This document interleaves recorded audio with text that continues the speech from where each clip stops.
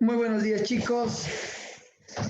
Eh, Vamos a comenzar con la clase, vamos a retomar un poquito lo que vimos ayer y seguimos con la materia, ¿no? Entonces, vamos a ver un poco de un repaso de lo que habíamos visto ayer, ¿sí?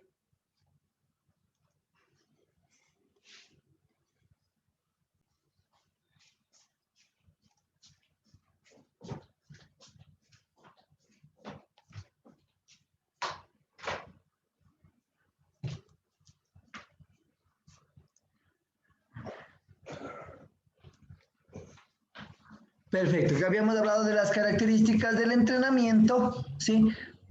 En las cuales estaba el volumen, la intensidad, la duración, la densidad y la frecuencia. Perfecto. Profe David Oviedo, ¿qué nos puede decir sobre el volumen?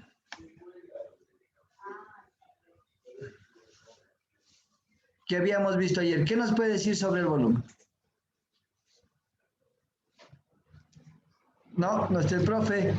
Bueno, a ver, profe, la profe Estefanía Espinales. ¿Qué habíamos hablado, profe, ayer sobre el volumen? Si es que está en un lugar cómodo y puede responder. Licenciado, ¿cómo está? Muy buenos días con todos. Sebastián Inauna. Buenos días, ¿cómo le va?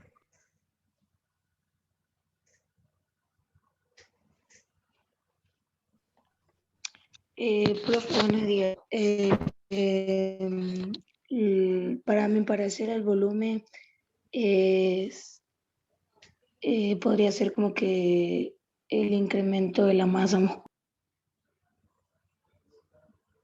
Sí, el volumen es el incremento de la masa muscular, pero estábamos más refiriéndonos a las características de un entrenamiento. Vamos a ver otro, profe. Gracias, profe. Mateo Apunte, ¿qué me puede hablar, profe? Buenos días, sobre el volumen como característica del entrenamiento. Serían las cargas de entrenamiento que realiza la persona. Sí, ¿qué más me podría decir? Las cargas,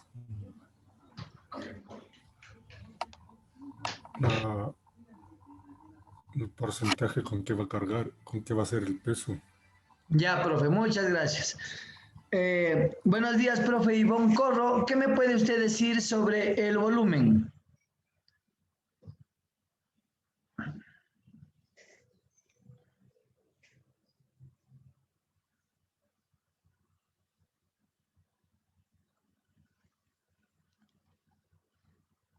Buenos días.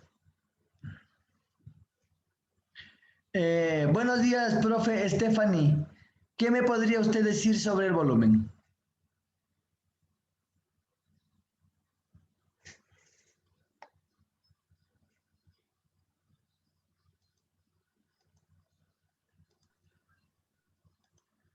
Bueno, parece que los profes todavía no se han conectado, solo está la pantalla. Ok, bueno, vamos a ver un poquito, nos vamos a ir aclarando. Profe, yo. A ver, dígame, profe, dígame. El volumen, podemos decir lo que es la repetición, es lo que se alza, las series, puede ser en distancia, los metros recorridos, los kilómetros, y eso sería todo, ¿no? Sí, gracias, profe, muy amable.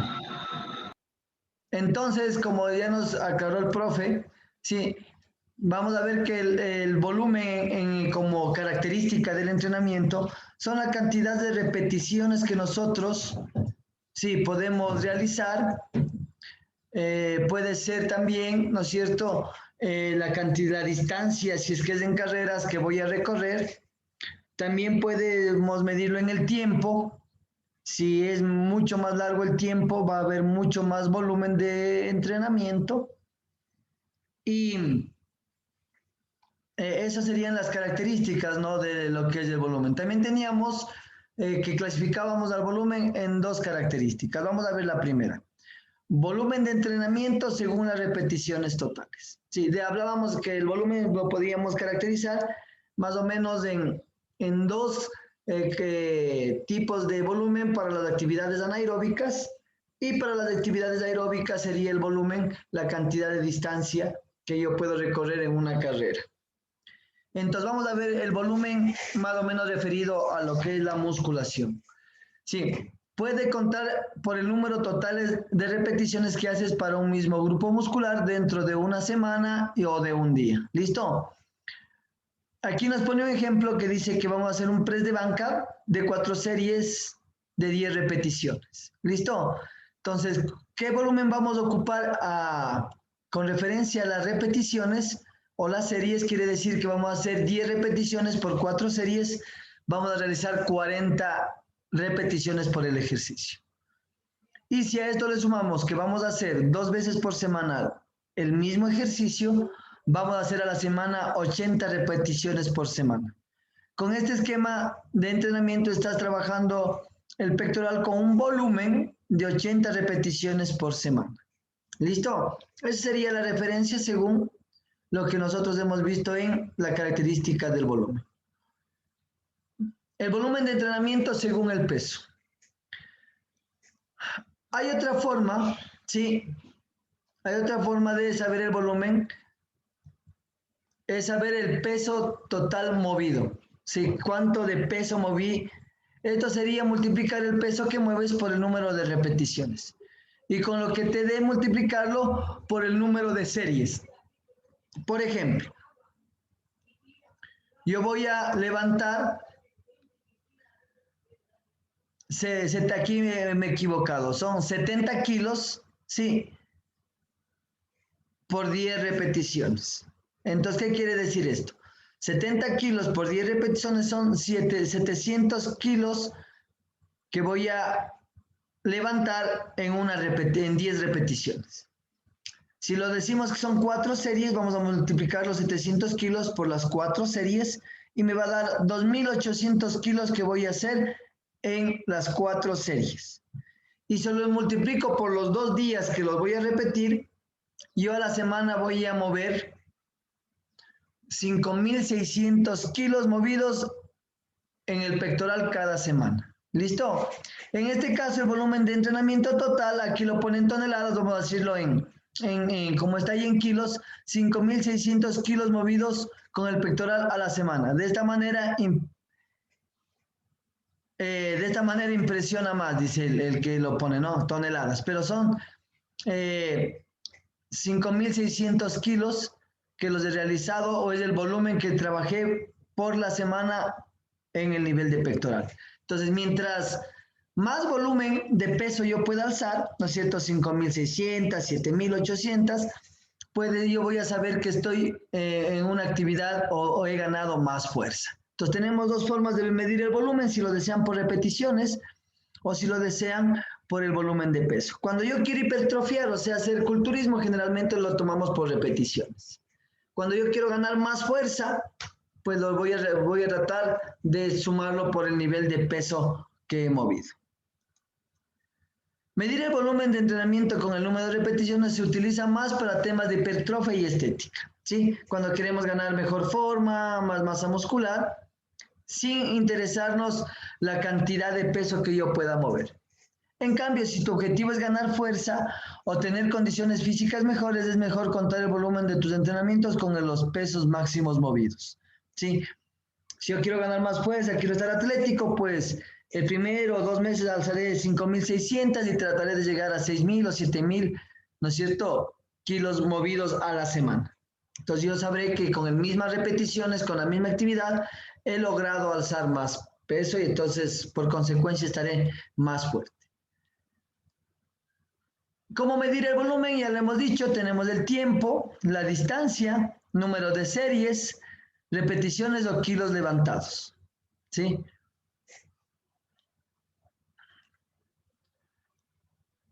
La intensidad. Ayer hablábamos de la intensidad. Vamos a ver algún profe que me pueda hablar un poquito sobre la intensidad. Profe Ángel Sánchez, buenos días. ¿Qué me puede decir sobre la intensidad?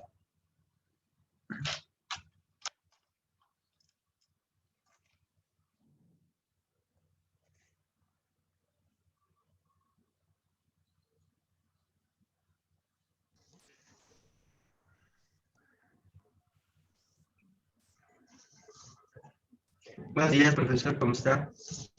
Por ejemplo, la palabra intensidad, de lo que yo entiendo, es el esfuerzo que uno hace para poder realizar la carga y el peso para hacer el hipertrofia. Correcto, profe, está bien. Está bien. Vamos a ver quién me da otro. Profe Eric Alvear, ¿qué más me puede decir sobre la intensidad? Buenas, profe, ¿cómo le va?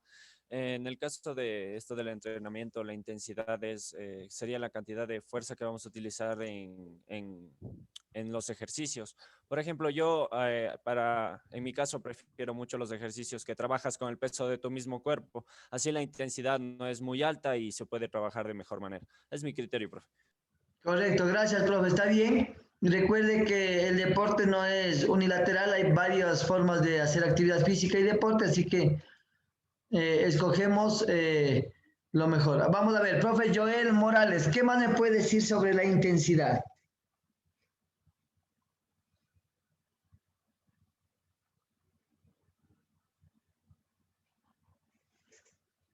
Profe, buenos días. Joel Morales.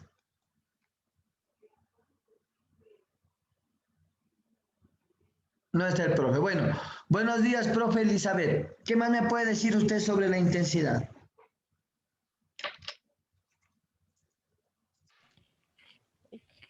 Buenos días, profe.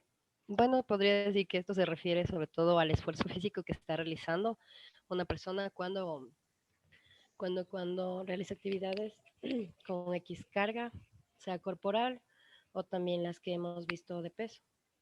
Ok, gracias, profe. Entonces, vamos a ver un poquito sobre la intensidad. ¿Listo? Recordemos, para tener conceptos claros, porque luego pasaremos a la planificación y siempre es bueno tener claro el concepto. La intensidad del entrenamiento es el criterio de la carga que controla la potencia y la especificidad del estímulo sobre los organismos. O la medida del esfuerzo que comporta el trabajo desarrollado durante el entrenamiento. Otros autores definen a esta variable como el grado de esfuerzo desarrollado al realizar el ejercicio o actividades de entrenamiento en cada unidad de acción. El esfuerzo como intensidad es el grado real de exigencia o demanda de tipos fisiológicos, técnica y emocional en relación con las posibilidades actuales del sujeto. La intensidad de entrenamiento como componente de la dosis de ejercicio carga externa debe ser cuantificada o expresada a través de distintos indicadores según el tipo de modalidad de ejercicio realizado. ¿Listo? Entonces, ¿qué quiere decir que la intensidad? Ya aquí vamos a ver, cuando estás haciendo actividades aeróbicas como caminar, hacer bicicleta, trotar, sí, la intensidad del ejercicio se correlaciona con la dificultad de la actividad implicada para ti. La intensidad del ejercicio también se refleja en la respiración y la frecuencia cardíaca. En el hecho de si estás usando y qué tan cansado tienes los músculos. Ojo, por ejemplo, con la intensidad vamos a ver nosotros que la podemos medir o la podemos categorizar, por ejemplo, con el peso. Mientras más peso, más intensidad. Listo, ya veíamos que el volumen es la cantidad de repeticiones. En este caso, la cantidad de peso o de carga va a ser la intensidad. También puede ser la cantidad de velocidad que le ponemos a un ejercicio, sí, para realizarlo. También puede ser el tiempo, si es corto el tiempo y tengo que hacer una actividad en un tiempo corto, lo debo hacer con más velocidad y sería con más intensidad. ¿Listo? También podemos ver que para medir la intensidad podemos hacer estos, por decirlo, un pequeño test de forma empírica, ¿no? De saber uno cómo se siente. Si el ejercicio resulta muy difícil, muy sacrificado, muy cansado, quiere decir que está con una intensidad alta. ¿Listo? ¿Cuál otra forma de ver? Si yo estoy con una alta intensidad, generalmente es nuestras pulsaciones cardiovasculares, ¿no es cierto? Si mi pulsación está elevada,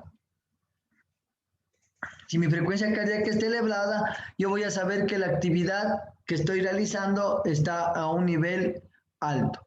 ¿Quién me puede decir cuál es la frecuencia normal en reposo para una persona? ¿O cuál es la frecuencia más o menos estándar? Frecuencia cardíaca en reposo. Es la De frecuencia 70 a basal, 80. ¿verdad? 60 a 100. ¿Cuánto? 60, 60, 80. 70, 80.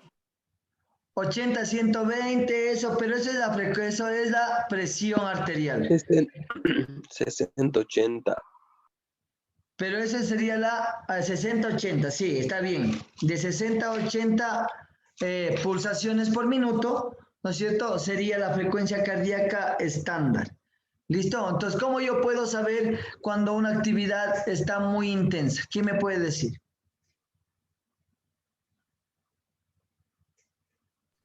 Cuando tiene más de 120 pulsaciones por minuto.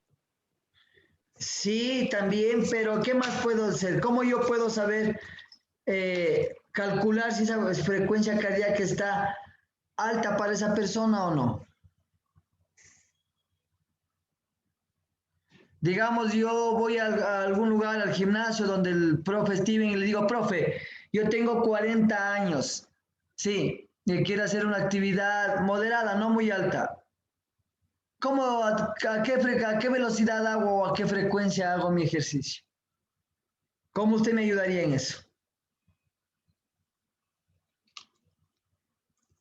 Podría ser por medio de las canciones. Si es que puede cantar, sería moderado. Y si es que ya no puede cantar, sería intenso.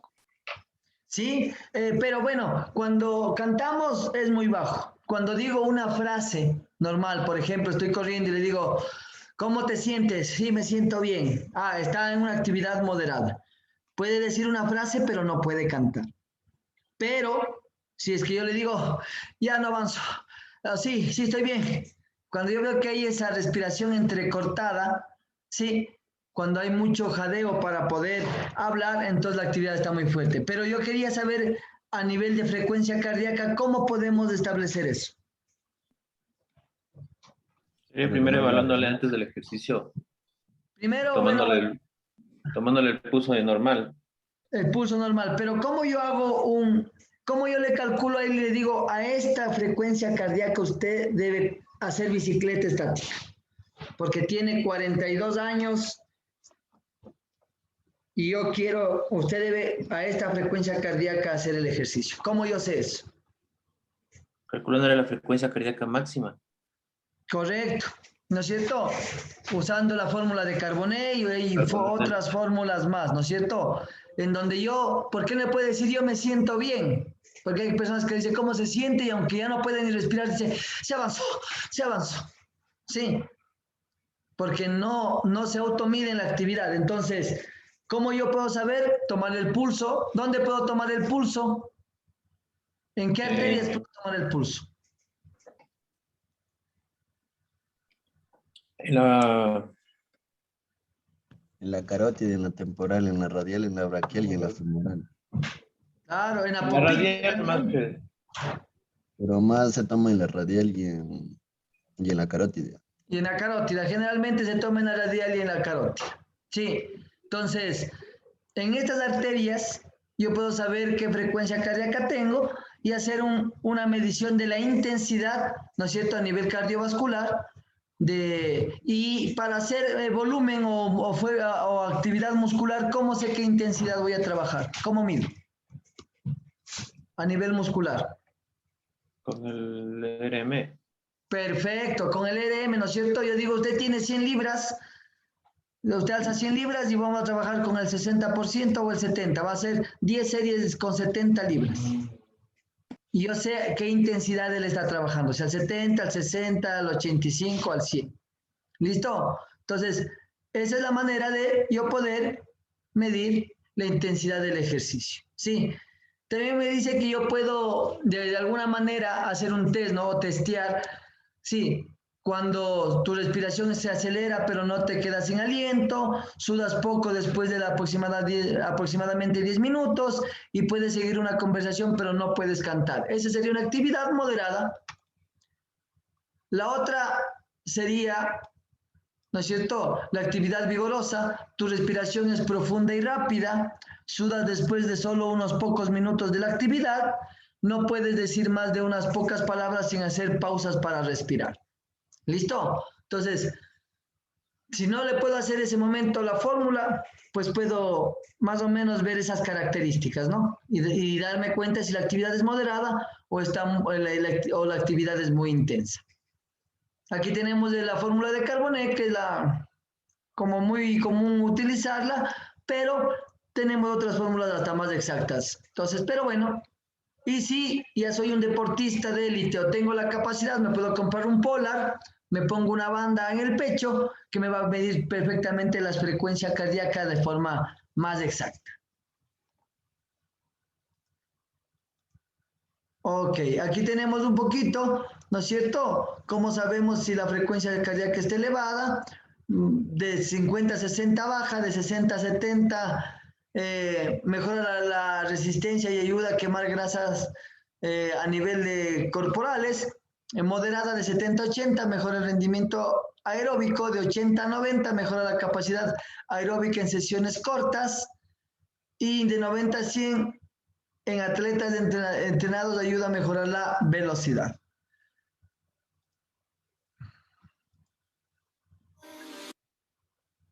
Aquí vemos, ¿sí?, una referencia, un ejemplo de la variación en donde mientras más volumen, menos intensidad y más baja la técnica. Mientras más intensidad, menos volumen y también aumenta la parte técnica. ¿Listo? Entonces ahí podemos ver la relación, ¿no? Más o menos que se puede manejar siempre que hay más volumen, menos intensidad, siempre que hay más intensidad, menos cantidad de volumen. Quiere decir que, por decirlo algo, mientras más peso, menos repeticiones, mientras menos peso, más repeticiones. Sí, ayer me decía alguien en el curso de la noche, por ejemplo, que el volumen se da según su morfología. Por ejemplo, si es delgadito, 3 series. Si es más gordito, 5 series. Si es más musculoso o es mesomórfico, 6 series. ¿Qué dicen ustedes a eso?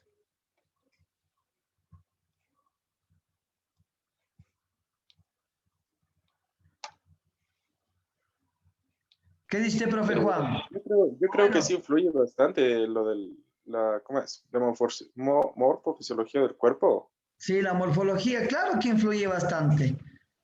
¿Qué más? Pero mi pregunta era, ¿se puede hacer esa regla? Viene un delgadito, solo 3 series. Viene uno más gordito, 4. Viene el musculoso, 6. O sea, todo depende de la fuerza que ejecuten cada uno de ellos, porque puede ser que el flaquito alce lo que alza el musculoso.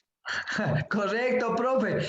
Nosotros nos damos cuenta que a veces en el deporte, ¿no es cierto?, ya de alto rendimiento, tenemos un amigo flaquito, pero a ese nadie le tumba. Ese es fuerte. Sí, y vemos que el más tuco vienen y ¡pum! Y a ese le tumban y dice, parece que estuviese inflado. Y pasa en el fútbol, que uno ve yo tengo un amigo flaquito, pero le patean, le dan, a ese nadie le tumba, ese es fuerte. Y hay otros que son más huesos y uno piensa que nadie les mueve y los que los primeros. Entonces, sí es verdad que uno puede hacer una idea de eso, pero ¿cómo me puedo yo asegurar?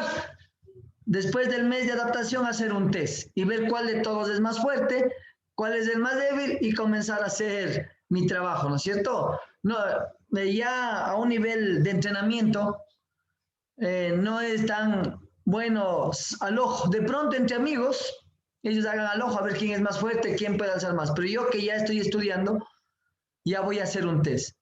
Alguna vez me dijeron por ahí, no, es que ¿cómo voy a hacer un test de fuerza a todos? O sea, a mí me pagan poco por entrenar.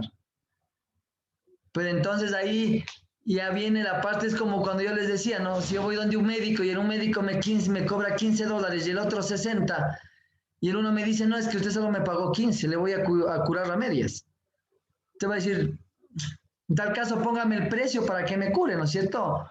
Pero si usted va a cobrar 15, $1, 60, usted va a tener que hacer su trabajo. ¿Sí? Ese es por lo menos mi apreciación. De pronto hay otras apreciaciones. Pero desde mi punto de vista, yo quedé en un valor y ese valor no mide lo que yo voy a hacer, ¿no es cierto? Porque yo, si viene un flaquito y me pagó solo $5 por la clase, entonces no le hago el test. Haz 4 de 10 y a ver, algo te ha de salir. No sabemos si bien músculo, pero algo va a pasar.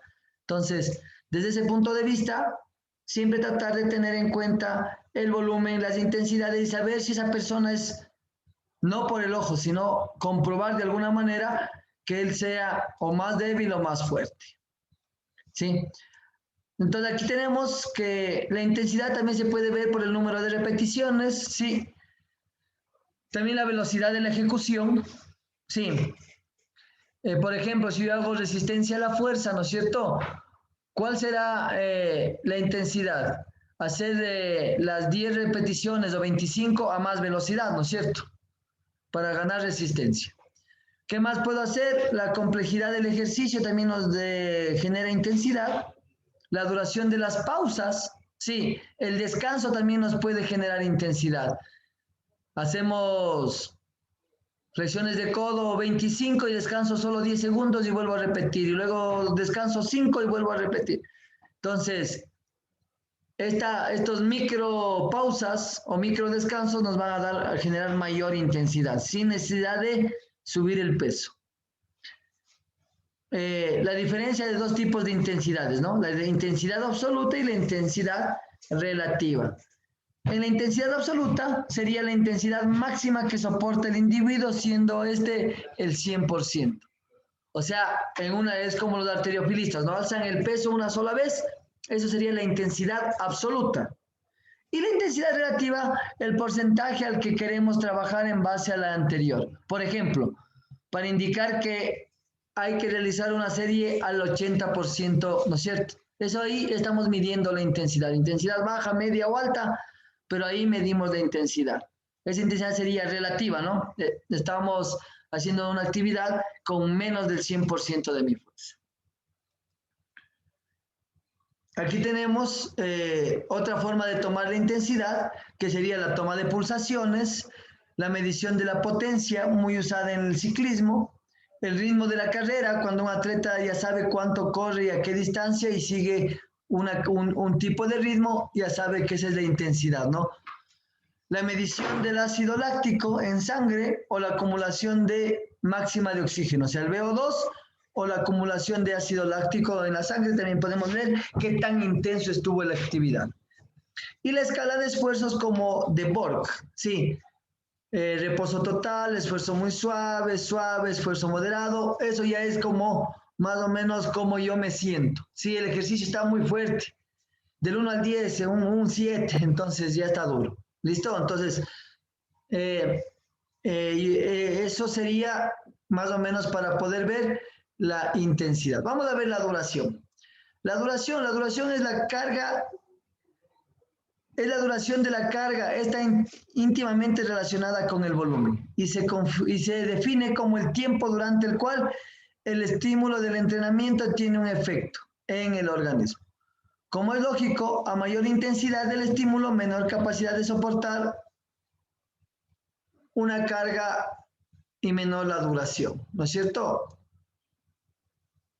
Un trabajo excesivamente largo y de gran intensidad no será útil, ya que sus efectos alcanzarán valores límites sobre entrenamiento.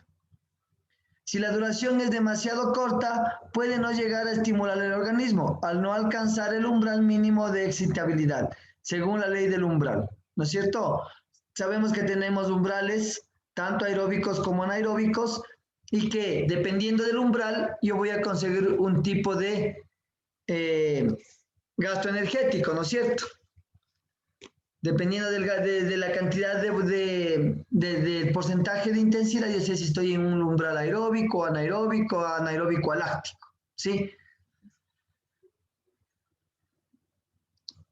Aquí está. Si la duración es moderada o normal, hará que cumpla el síndrome general de la adaptación. Hay una actividad que se llama síndrome general de la adaptación, que generalmente está dentro de los principios del entrenamiento como el principio de la adaptación. Entonces, ahí viene el síndrome general de la adaptación. Entrado al organismo en la fase de alarma. Posteriormente se adapta el esfuerzo entrado a un estado de equilibrio con mayor capacidad de esfuerzo. ¿Qué quiere decir esto? Que el cuerpo cuando comienza a hacer una actividad entra primero en alarma, luego se predispone para esa actividad y luego entra en un estado de equilibrio para poder soportar la actividad. ¿Listo? Aquí está más o menos el umbral de intensidad, sí, que dice que lo más óptimo es llegar a la intensidad moderada. Como veíamos ayer, también los videos nos decía que no hay una prueba que diga que yo haga 10 series de 10 y muscule mejor que haciendo 5 series de 10 o 4 series de 10. ¿Listo? Como sabemos, el músculo no sabe de números, sino de estímulos. Y lo que intentamos siempre es, de alguna manera, estimular de mejor manera el organismo para las actividades deportivas. La teoría del estrés. Sí, se trata de una respuesta adaptativa y no específica del organismo a todo causa que pone en peligro su equilibrio biológico. Sí, la teoría del estrés es que cuando el cuerpo recibe alguna presión o alguna actividad intensa, el cuerpo trata de alguna manera poner en equilibrio su homeostasis, ¿no? O su estado normal. La densidad, ¿listo? La densidad del estímulo se caracteriza por la relación que existe entre la carga y la recuperación. Para Gross, la recuperación puede tener dos funciones en el proceso de la adaptación. Primero, para eliminar el cansancio, descanso completo. Y segundo, para efectuar los procesos de adaptación, descanso eficaz. ¿Listo? ¿Quién me puede dar, a ver, profe Juan, un ejemplo de descanso eficaz?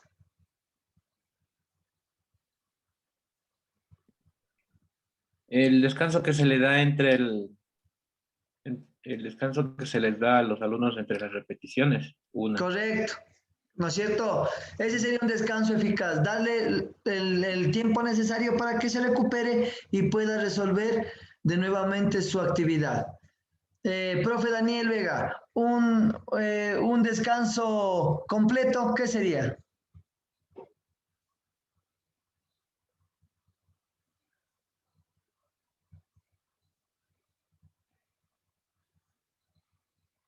Profe Daniel Vega, ¿cuál sería un descanso completo, por ejemplo? Un descanso completo sería cuando ya hemos terminado los ejercicios físicos y de ahí sí darnos un descanso. Correcto, ¿no es cierto? Más o menos, por ejemplo, entre 48 y 72 horas para repetir un ejercicio, ¿no es cierto? Ese sería un descanso completo. Entonces, o densidad, siempre a veces hay confusión porque se habla de volumen, intensidad y densidad casi no se ocupa mucho, no se ocupa como descanso o recuperación. La densidad del estímulo es la relación entre el tiempo de estímulo y el reposo dentro de una unidad de entrenamiento. La densidad es una característica del estímulo y de duración. La disminución del tiempo de recuperación entre varios estímulos ocasiona fenómenos de acumulación de fatiga, en este caso elevaríamos la intensidad.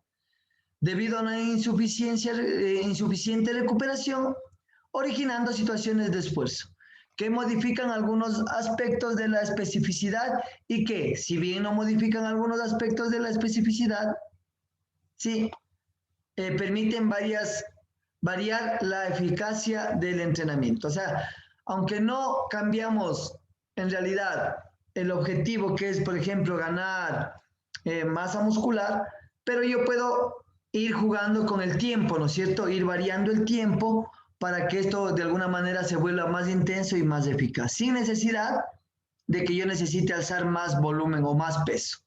¿No es cierto? No necesito subir más repeticiones ni subir más peso, sino la intensidad lo puedo manejar a través de los descansos.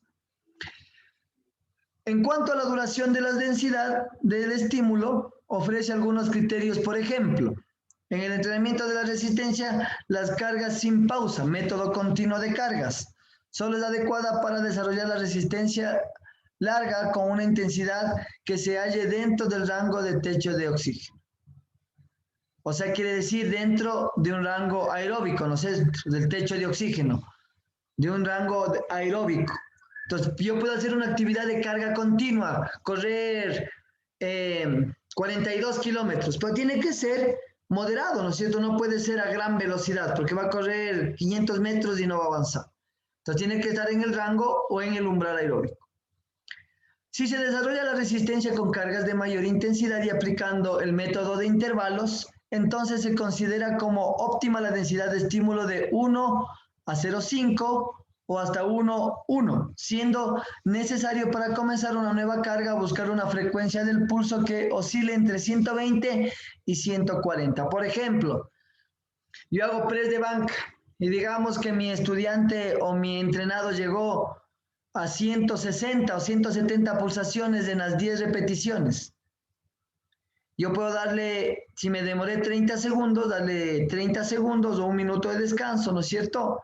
Pero yo debo tomarle el pulso y si él llega a 140 o 120 repeticiones, yo ya puedo volver a generarle ese esfuerzo. O si hago carreras, hago un pique y llega a 170, 180 pulsaciones en ese pique, 20 metros. Yo tengo que tomarle el pulso, ver qué tiempo se demora en llegar a 120 o 140 pulsaciones y él ya puede volver a realizar su ejercicio. ¿Listo? Bueno, esto lo manejan mucho mejor la gente que hace atletismo, ¿no? Pero nos está dando un rango.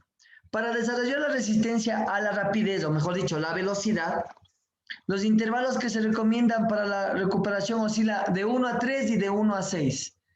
Si él se demoró 30 segundos en hacer o se demoró 4 segundos en 28 metros o en 30 metros, esos 5 segundos yo los multiplico por 3, son 15 segundos. Yo le puedo dar 15 segundos de descanso para que él pueda repetir. O si yo veo que sus pulsaciones siguen demasiado altas, yo puedo llegar a multiplicarlo por 6. Si se demoró 4 segundos, 6 por 4, 24, yo le daré de 24 a 30 segundos para que vuelva a repetir ese sprint.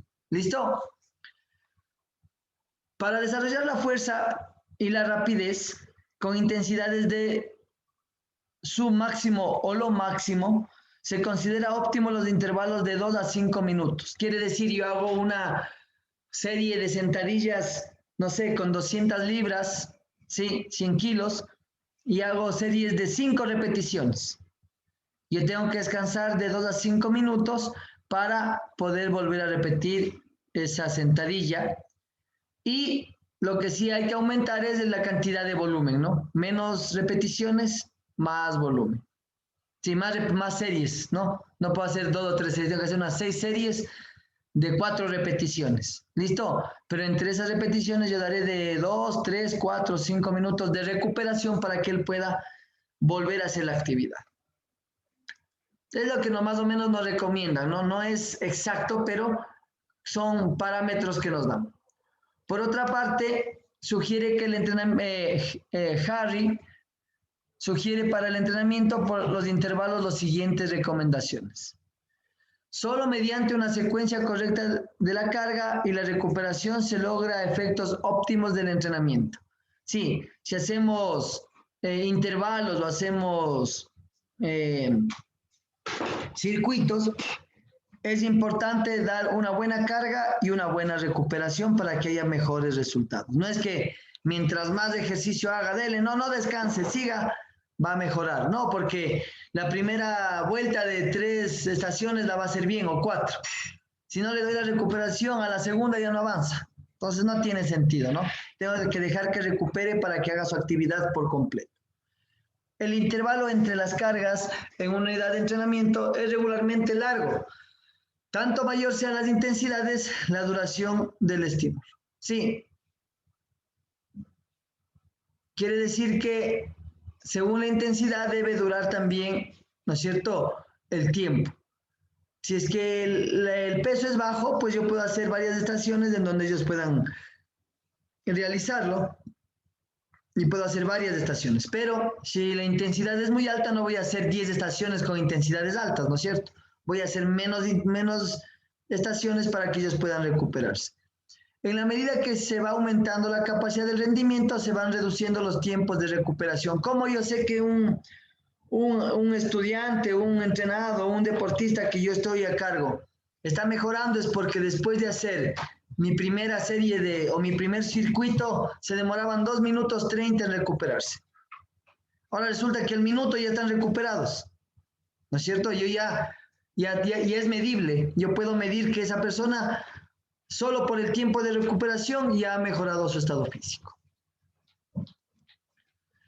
Carga de recuperación son las que garantizan el restablecimiento de las diversas modificaciones que han tenido lugar en el organismo del atleta como consecuencia del proceso de entrenamiento, que se combinan frecuentemente cuando el periodo de preparación es muy largo, que prosigue después de la competencia en ocasiones, que tanto el volumen como la intensidad son relativamente bajos en comparación con el nivel de los atletas. ¿Qué quiere decir?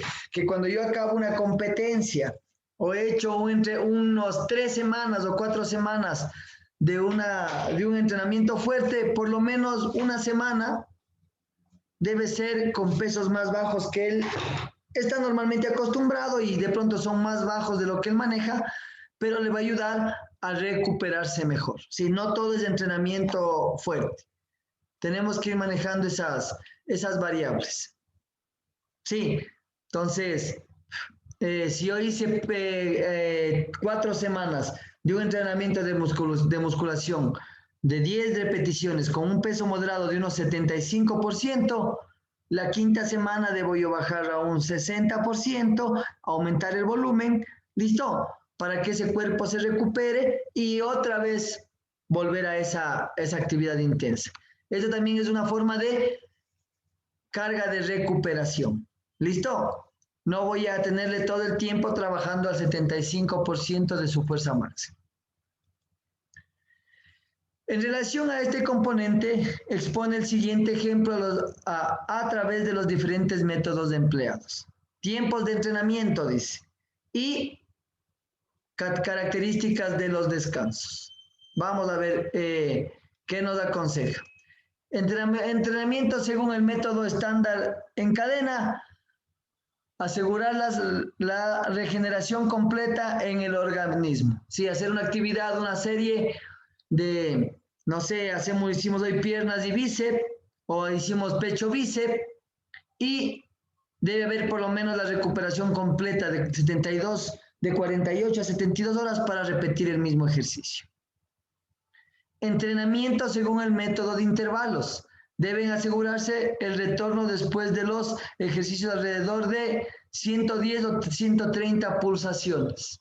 Si yo llegué a 170 pulsaciones en ese ejercicio, cuando mi entrenado llegue a 110 pulsaciones, yo repito nuevamente. Si no está en ese rango, está más alto, pues le doy un tiempo más de descanso. Entrenamiento según el método estándar continuo. ¿Sí? No existe descanso. Sí, en esta actividad, por ejemplo, si hago carreras de maratón, de fondo, las actividades estas no tienen descanso, sino al terminar el entrenamiento, que puede ser 40 minutos, 1 hora, hora y 10. Eso sería entrenamiento según el método estándar continuo. Entrenamiento para aumentar la fuerza máxima, explosividad y velocidad, recuperación completa o casi completa. Sí. También quiere decir dar tiempos completos, ¿no es cierto? Si decíamos que para trabajar la velocidad se puede trabajar de 1 a 3 y de 1 a 6, quiere decir que si yo me demoré 1 minuto en el ejercicio y debo descansar 3 minutos, o si me demoré 1 minuto en el ejercicio puedo descansar 6 minutos, la recuperación puede ser o completa o casi completa. ¿Listo? Son las recomendaciones según los tipos de entrenamiento y los descansos que yo puedo generar. Duración y naturaleza de los intervalos de reposo. Sí, la duración y los intervalos de reposo deben estar también en función del objetivo preferencial de la sesión. El punto de referencia más utilizado para planificar la duración de los intervalos es la frecuencia cardíaca. Sí, por eso nos decía que si yo llego a 170 o 180 pulsaciones, espero que mi entrenado llegue a 130 o 110 para regresar a la actividad, ¿no es cierto? Ahí yo puedo medir el descanso también, cómo el que entrena se recupera. El punto de referencia más utilizado para planificar la duración de los intervalos es la frecuencia cardíaca. La restauración de la capacidad de trabajo muy a menudo se produce de manera paralela y una disminución de la frecuencia cardíaca. Por ello, se fija habitualmente el reinicio del ejercicio en el momento del retorno de la frecuencia cardíaca a un valor dado. Sí, lo que habíamos dicho anteriormente. Carácter del descanso. Dedicar el tiempo de descanso a la práctica de otras actividades. Descanso activo. Por ejemplo, descanso activo es uno de esos medios de utilizar. El mismo consiste en cambiar de actividad. Este proceso fue estudiado por Sechenov, quien demostró que la recuperación de las capacidades de trabajo se logra con mayor rapidez cuando nos auxiliamos de actividades colaterales diferentes a la práctica sistemáticamente por el sujeto, objeto de entrenamiento y por consiguiente con otra intención. A ver, déjeme ver. William Aguinzac, ¿cómo sería un descanso activo? ¿Cómo piensa usted que sería un descanso activo?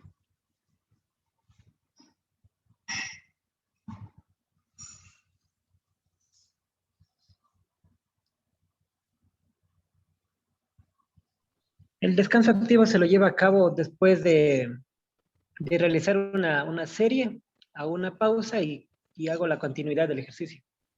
Perfecto. Por ejemplo, ¿no es cierto? Yo en el baloncesto, ¿qué hago?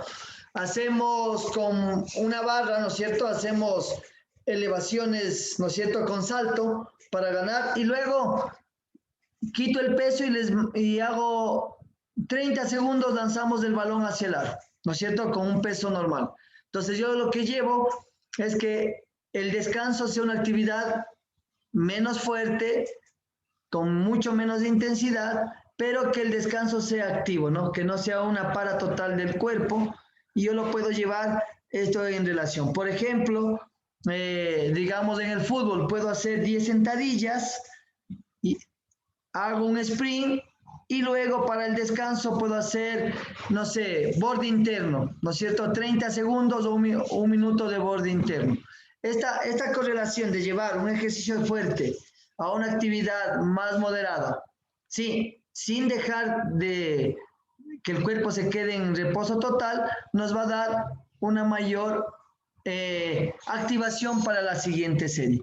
Profe Estefanía, ¿está bien eso o no? ¿Sí han hecho eso ustedes alguna vez? Yo creo que sí. ¿Me puede repetir, profe? Disculpe. Por ejemplo, hacen un circuito, ¿no es cierto? Y duró 1 minuto y medio el circuito. Y luego, en vez de que se sienten o queden, les mandan a hacer borde interno o técnica. Vamos a hacer cascaritas, como le llamamos acá. ¿Se trabaja también así en el fútbol? Sí, sí. O también se hacen reducidos.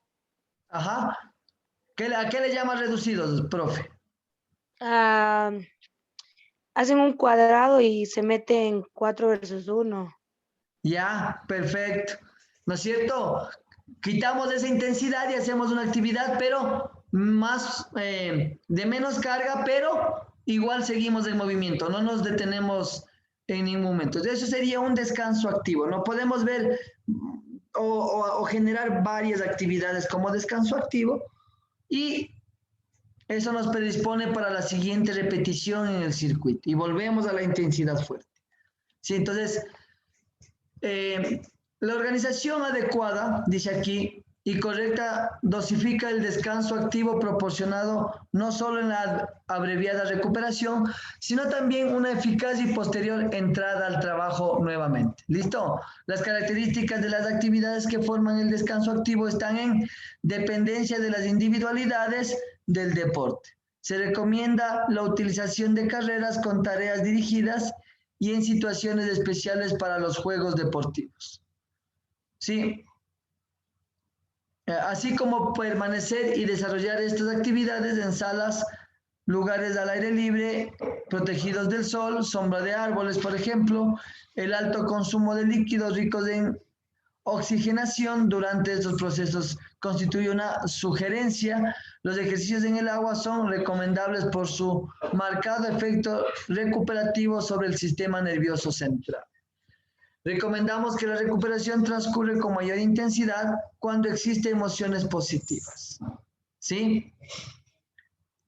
Vamos a ver algo más. aquí vamos a ver, según la duración del efecto, la recuperación de los componentes energéticos. El descanso en el entrenamiento puede ser, sí, según los componentes energéticos. Descanso corto de 20 a 60 segundos. Descanso medio de 1 a 3 minutos y descanso largo más de 3 minutos. Sí. Recuperación parcial de la creatina fosfato, de la fosfocreatina. ¿Qué actividades son estas? ¿Quién me puede decir? ¿Qué sistema energético será el que ocupamos aquí? Aquí dice fosfocreatina. ¿Qué actividad será esta? ¿Qué tipo de actividad hay? Fuerza. Fuerza. ¿Y cómo se llama esa actividad de fuerza? ¿Ejercicio qué? Ejercicio anaeróbico. ¿Anaeróbico qué?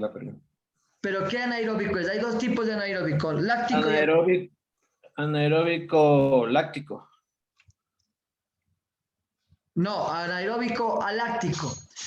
¿Por qué aláctico? Porque no hay glucógeno, sí, que es lo que se transforma de los carbohidratos, y el ácido láctico solo se produce como residuo del carbohidrato, o sea, de la glucosa. En este caso sería una actividad anaeróbica aláctica, sí, porque no va a producir ácido láctico, porque en vez de los carbohidratos entra como sustrato de energía la fosfocreatina. En el descanso de 1 a 3 minutos, recuperación total, dice, de la fosfocreatina. También actividades anaeróbicas alácticas.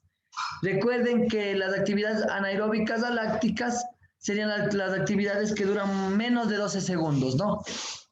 Menos de 12 segundos. Por ejemplo, una actividad de hipertrofia, por las repeticiones, ¿no es cierto? Por la cantidad de volumen, porque se hace 4 series de 10, se vuelve una actividad anaeróbica láctica, y también podemos dar ese desarrollo de 1 a 3 minutos. Aquí dice descanso largo, recuperación de glucosa muscular y parte de la glucosa sanguínea. ¿Sí? Por ejemplo, en actividades también anaeróbicas se puede dar por parte de la glucosa sanguínea y muscular, y también en las actividades generalmente aeróbicas, ¿no es cierto? Hacemos una actividad aeróbica y damos descansos, si es que es velocidad, de 1 a 3 o de 1 a 6.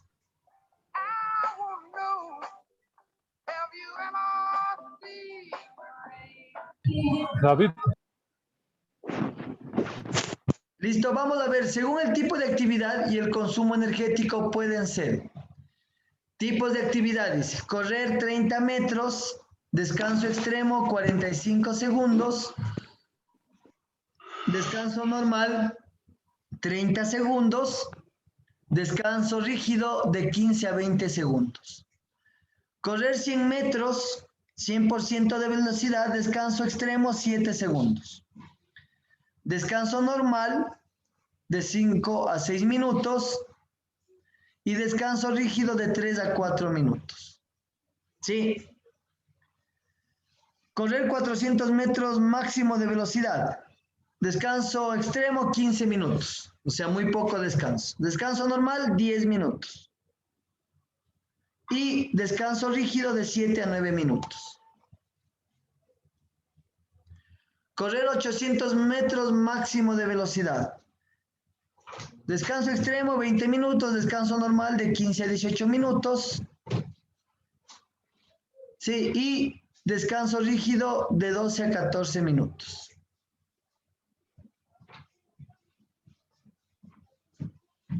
Vamos aquí también a ver, según la estructura de la carga, inmediato o mediato, según el carácter del descanso, activo o pasivo. La duración de los descansos se seleccionan de acuerdo con los objetivos que se pretende lograr en un ejercicio. Por ejemplo, objetivo: desarrollo de la fuerza explosiva de piernas, carrera de 30 metros, descanso 45 segundos entre repeticiones. ¿Sí? Desarrollo de la resistencia de fuerza de piernas, carrera de 30 metros, descanso 30 segundos entre repeticiones. ¿Qué queremos ganar ahí? Resistencia a la velocidad, ¿no es cierto? Hace una carrera de 30 metros, descansa 30 segundos, carrera de 30 metros, queremos que gane resistencia a la velocidad. En el otro queremos que gane una fuerza explosiva, entonces le damos más recuperación.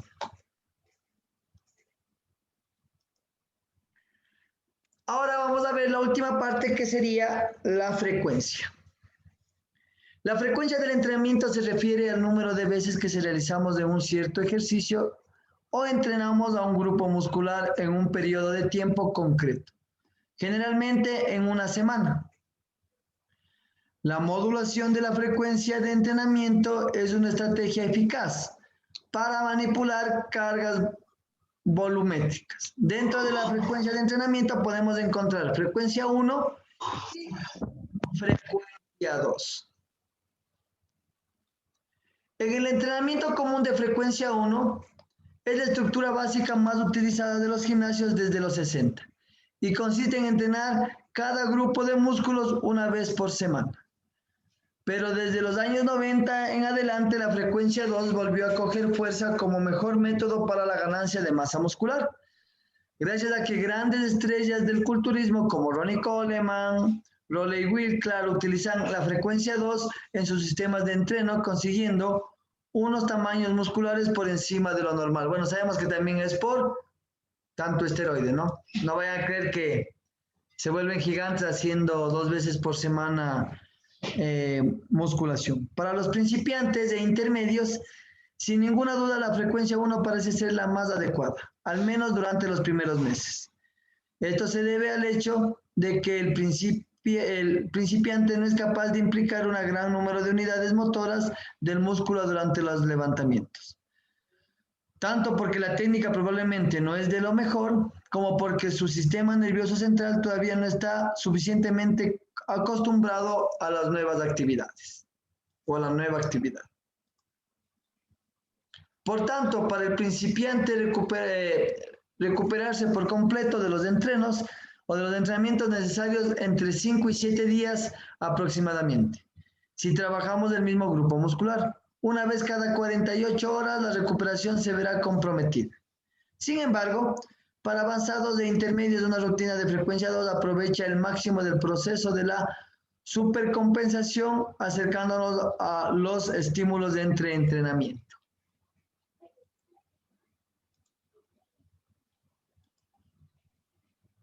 Perfecto, esto a lo que corresponde o lo que hemos visto las características de un entrenamiento, ¿no? Ya hemos visto volumen, intensidad, densidad, frecuencia y duración. ¿Listo? Eso es lo que hemos visto hoy como características del entrenamiento. ¿Alguna pregunta hasta ahí, chicos? Profe, una pregunta. El último en la guía decía duración, o sea, de 1 o 2. Ajá. ¿Cuál es esa? ¿La que hacen 2 grupos musculares a la semana? Y la otra es 1. Claro, hacen 2 veces el mismo grupo muscular. Y se realiza 2 grupos musculares, porque puede ser hacer un grupo muscular, ¿no es cierto?, una vez a la semana, o 2, hacer 2 grupos musculares una vez a la semana, o 2, hacer 2 veces el mismo grupo muscular por semana. Sí, entonces, en el 2 podría haber, como quien dice, 2 características, ¿no? O entrenar un grupo muscular o entrenar 2 grupos musculares. O entrenar un grupo muscular, pero repetirlo a la semana 2 veces. Por eso en el ejemplo nos dan que descansar 48 horas para repetir un mismo grupo muscular, si es una persona que recién está entrenando, sería muy poco descanso. Pero para las personas que se utiliza productos cuando se ha dopado y eso, con 2 de recuperación es más que suficiente, porque a las 24 horas se recupera. ¿Listo? Siempre que está con doping. O hacer 2 grupos musculares por día. ¿No es cierto? En este caso sería pecho-bíceps. Serían 2 grupos musculares, uno grande, uno pequeño, y ese sería un sistema 2. Pero si usted tiene un muchacho nuevo, no le hace hacer pecho bíceps del primer día, ¿no es cierto? Le hacemos hacer un circuito de todo el cuerpo una primera semana, la segunda semana vamos haciendo un grupo muscular y luego le subimos a 2 grupos musculares. Bueno, así por lo menos yo he hecho las rutinas para los muchachos. Nunca he comenzado hoy día, primer día, pecho bíceps, porque yo sé que al otro día amanece muerto. Entonces, y dependiendo también de la carga, ¿no es cierto? Aunque hay muchachos que ya saben del entrenamiento o han visto y ya quieren hacer pecho, bíceps y si pueden también un poco de tríceps porque hoy se sienten fuertes. Sí, pero eso ya depende del punto de vista del entrenador y qué tanto sabe de la actividad. Entonces, en mi caso, yo siempre hago como quien diría, un full body, ¿no es cierto? Para los chicos que recién comienzan. Primero que aprendan la técnica, sepan para qué sirve el ejercicio y así un par de semanas. Y cuando ya veo que ya están con la técnica chévere, voy individualizando. Y después de haber individualizado unas 3 semanas, voy metiendo otro músculo más si es que veo que el muchacho tiene la capacidad y la resistencia, ¿no? Eso sería. ¿Alguna otra pregunta más, chicos? No, ya, entonces sigamos con... Vamos a ver ahora lo que nos corresponde a principio de entrenamiento. ¿Listo?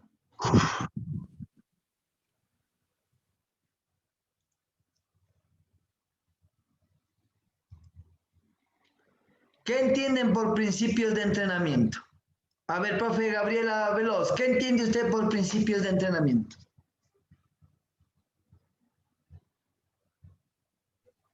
Buenos días, profe. Principios de entrenamiento como las bases fundamentales para dar una clase. Claro, para hacer un entrenamiento, correcto. Profe William, ¿qué más entiende usted por principios de entrenamiento? Dentro de los principios del entrenamiento encontramos fases, procesos a seguir, incluso metodologías para llevar a cabo un entrenamiento. Y eso es lo que sería en principio del entrenamiento. Perfecto, listo. David Oviedo, profe, buenos días. ¿Qué más nos puede decir? ¿Qué entiende por principios de entrenamiento?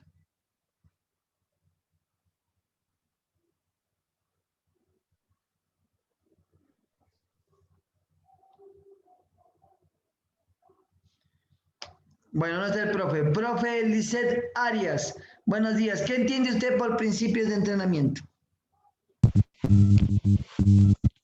Serían como las guías, los procesos o los pasos básicos que nosotros seguimos para realizar cualquier ejercicio.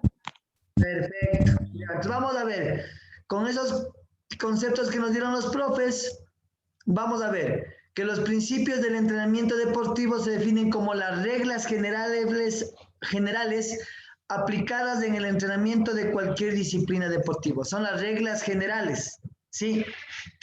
Son las leyes, ¿sí? Estas van a ser aplicables para cualquier disciplina deportiva. Es decir, son aspectos que ocurren por el simple hecho de aplicar un estrés físico al organismo.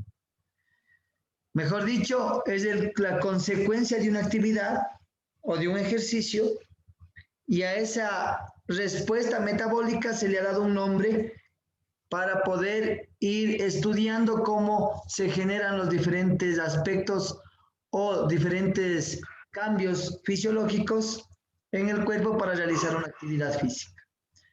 Esta carga puede estar destinada a la mejora del rendimiento en algún deporte, pero no olvidarnos que estamos hablando de ejercicio físico, lo que significa que estos principios también deben ser tenidos en cuenta en cualquier individuo o preparador que se someta a continuo de cargas físicas para mejorar su rendimiento, salud, composición corporal o etcétera. ¿Listo? Navarro, en 1991 nos da esta definición.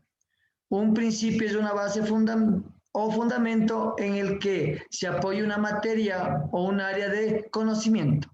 En nuestro caso, se conoce como el principio básico del entrenamiento, unas máximas o leyes válidas muy genéricas por lo que se rige sistemáticamente al proceso de desarrollo de las condiciones físicas, garantizando su correcta aplicación. Como siempre que nos enfrentamos al reto de elaborar una clasificación de algún aspecto en concreto para la mejora de su comprensión, podemos realizar contemplándola desde diferentes enfoques.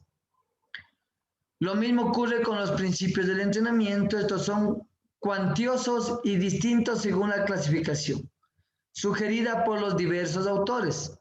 Hay autores que hablan de solo unos pocos principios y otros de muchísimos principios. Además, gran parte de ellos sale de múltiples de estas clasificaciones e incluso algunos se nombran de forma diferente pese a estar refiriéndose al mismo concepto. Sí, ¿qué quiere decir esto? Que los principios generalmente se dan por estudios de cómo el cuerpo sufre o genera cambios fisiológicos, explicándonos en cada actividad, ¿no es cierto? Hablábamos de la adaptación, ¿no es cierto? Este principio es uno de los principales, la adaptación, cómo el cuerpo se adapta a algo. Y esto es un proceso fisiológico en todo, ¿no es cierto? Si yo voy a aprender una materia X, inglés, tengo que adaptarme a cómo se pronuncia cada letra diferente al castellano o al español. Este tipo de adaptaciones generan unos cambios fisiológicos y a esos cambios fisiológicos que se genera en toda actividad, se le ha puesto un nombre para poder clasificarlo. ¿Cómo? En este caso, el principio de la adaptación, ¿no es cierto? Veamos qué nos dice otros metodólogos. Oliver, en 1985, establece las siguientes características para clasificar los distintos principios. Principios de las relacionados con el estímulo del acondicionamiento físico. Principios relacionados con el estímulo del acondicionamiento físico. Principios relacionados con los sistemas a los que se dirige dicho estímulo. Sí. Principios relacionados con los sistemas a los que se dirige dicho estímulo. Sistemas energéticos, ¿no es cierto? Al sistema aeróbico, al sistema anaeróbico y al sistema anaeróbico láctico. Sabemos que tenemos 3 sistemas energéticos. Principios relacionados con las respuestas al citado estímulo. Sí, ¿qué tipo de respuestas tengo yo a ese estímulo? Si la actividad es una actividad larga, ¿no es cierto?, de larga duración, ¿qué respuesta tengo yo a ese principio? Una respuesta aeróbica de mi cuerpo, ¿no es cierto? Un consumo mayor de oxígeno y quema de grasas. Aquí hay otro metodólogo, o otros metodólogos, Grosser, Starkic, bueno, no sé pronunciar estos nombres rusos, alemanes, y Zimmermann. Establecen, ¿qué nos dicen ellos? Principio que rige el esfuerzo. Indica cómo se tiene que aplicar el estímulo para que produzca la adaptación. Principio que rige el esfuerzo, ¿no es cierto?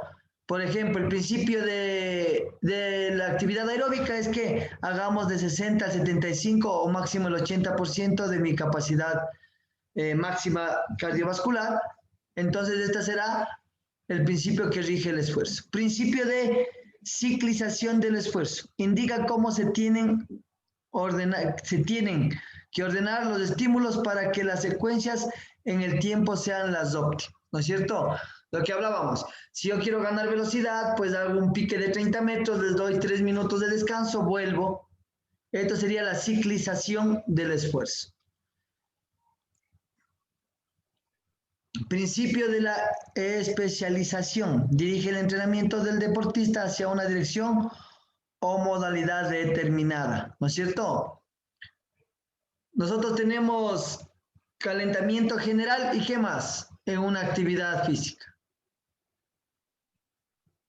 Específico. Y específico, ¿no es cierto? Entonces, yo sé que este principio de especialización me va a ayudar a mí a identificar. No voy a hacer ejercicios de baloncesto para fútbol, o no voy a hacer ejercicios de calentamiento de box para fútbol, por más que me caliente bien o genere una respuesta metabólica excelente. Llego a 180 pulsaciones, pero no es para el tipo de deporte. Entonces yo tengo que, aunque hay actividades que se pueden combinar, ¿no es cierto?, para las actividades y que nos ayudan, pero siempre va a haber para el deporte determinado. En 1961, SINT engloba sus principios propuestos en 3 grupos. Sí, hay personas que engloban los principios, no los van haciendo de uno en uno, engloban. Por ejemplo, los que inician la adaptación, los que garantizan la adaptación, los que ejercen un control específico de la adaptación. Sí, él lo ha englobado en 3 grupos, ¿no? Los que inician la adaptación, los que garantizan la adaptación. Sí, los que inician la adaptación sería, por ejemplo, un calentamiento general, ¿no es cierto? Esos inician la adaptación. Los que garantizan la adaptación, un calentamiento específico. Los que ejercen un control específico de la adaptación, la actividad ya hecha para ese deporte. ¿Listo? Eso nos va a llevar un control para nuestra adaptación si queremos ser futbolistas o cualquier otro deporte. Clasifica el principio de entrenamiento de la condición física en Navarro. Principios biológicos afectan a los procesos de adaptación orgánica del deportista. Principios pedagógicos incluyen aspectos metodológicos empleados durante el proceso del entrenamiento. Sí. Cómo yo logro que una persona realice un tipo de ejercicio o algún tipo de gesto técnico mediante la pedagogía, también es un principio. Para Navarro. Principio de la adaptación. Vamos a comenzar con estos principios que generalmente estamos habituados, ¿no es cierto? Por el principio de adaptación decimos que en función del tipo de entrenamiento que realicemos, teniendo en cuenta las diferentes variables, intensidad, volumen y descanso. Nuestro cuerpo responderá a una u otra forma en cada entrenamiento que realizamos. Producimos una serie de estímulos en nuestro cuerpo. ¿Sí?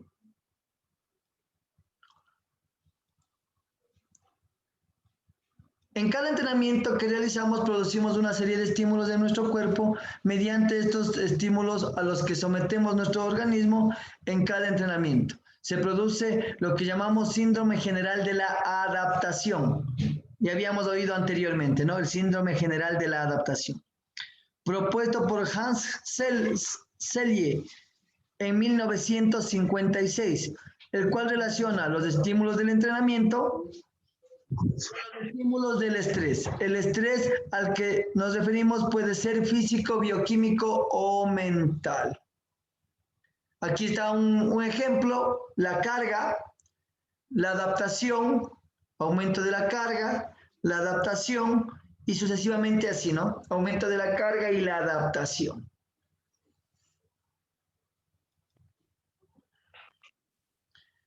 Fases del síndrome de adaptación. Excitación o choque.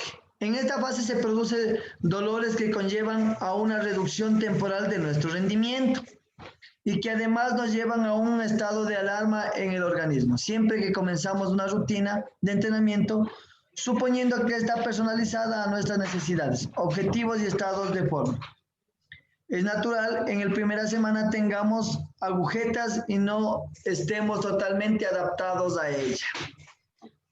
Resistencia o adaptación. Tras un tiempo realizando nuestra rutina, nuestro cuerpo poco a poco logrará un estado en el que nuestros músculos se irán adaptando a los estímulos, lo que conllevará a un aumento de nuestro rendimiento. Fatiga o cansancio. Sin embargo, cuando realizamos un mismo entrenamiento a lo largo de muchas semanas, después de pasar por la fase de adaptación, nuestro cuerpo llega a un punto en el que no es capaz de responder de forma positiva a los estímulos porque ya está totalmente adaptado. Lo que sucederá será que nuestro rendimiento bajará y existe bastante riesgo que suframos lesiones. ¿Qué quiere decir esto? Ir haciendo un aumento de cargas y también descansos correctos para nuestra adaptación. Estímulo del entrenamiento. El estímulo muy débil, este tipo de estímulo no produce ninguna adaptación positiva. Por eso que menor de 60%, sea en la parte aeróbica o sea en la parte anaeróbica, no hay ninguna adaptación, no produce ningún efecto positivo. Estímulo medio, llamaremos el estímulo medio a aquellos que logran excitar el organismo, pero que no llegan a producir adaptaciones posteriores. ¿Sí? El comienzo de hacer al 60%, ¿no es cierto? Hay un comienzo de estímulo, o al 50%. Estímulos fuertes, gracias a estos estímulos lograremos adaptaciones más amplias, seguras y prolongadas. En el tiempo son los estímulos que buscamos para progresar y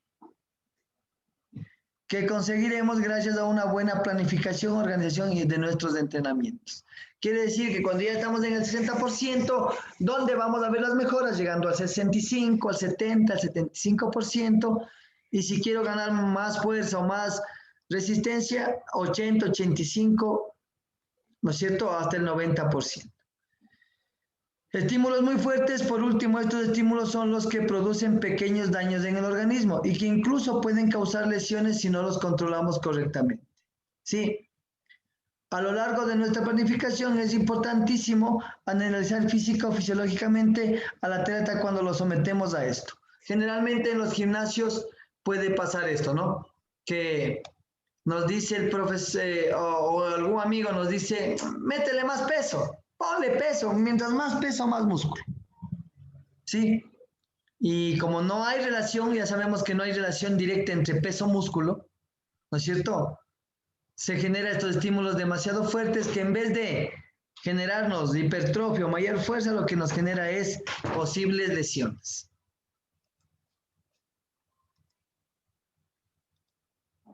Principio de participación activa. Vamos a ver de qué se relaciona este principio de participación. Consciente del entrenamiento. También llamado principio de lo consciente, este principio contempla una preparación y conducción del entrenamiento y una actividad tal entre el entrenador y su alumno que posiblemente a cada deportista saber por qué y para qué actúa. Del principio de lo consciente se desprende la siguiente regla. El estudiante debe conocer el resultado de su actividad, así como la valoración que se da a los realizados. Cuando un deportista, después de realizar un ejercicio, analice su movimiento, juzgue sus errores y sepa cómo superarlos. Está en condiciones de repetir el ejercicio con más éxito. No sé si al profe Juan le ha pasado que de pronto en gimnasio de algún lugar y usted le pregunta, ¿ya entrena? Sí, ya voy como 6 meses entrenando. ¿Y qué ejercicio haces? No sé, a mí me hacían hacer así. Y me hacían hacer así. Y no sé no me dijeron para qué era. No sé si el profe Juan le ha pasado. Sí, incluso en la mayoría de gimnasios cuando les hablo de que si trabajan con una planificación no les hacen. Que si trabajan individualizados tampoco. Porque algunas veces les hacen hacer por grupos. Como que hazlo tú y después se cambian. Y en otras ocasiones me dicen que ni siquiera saben los músculos principales, los que se va a trabajar. Y que en otras ni siquiera les hacen una evaluación mensual de que están creciendo, no les dan unas guías de nada. Entonces le digo, ¿qué haces ahí? O sea, si no te dan nada de eso. La cosa es que te vayan guiando.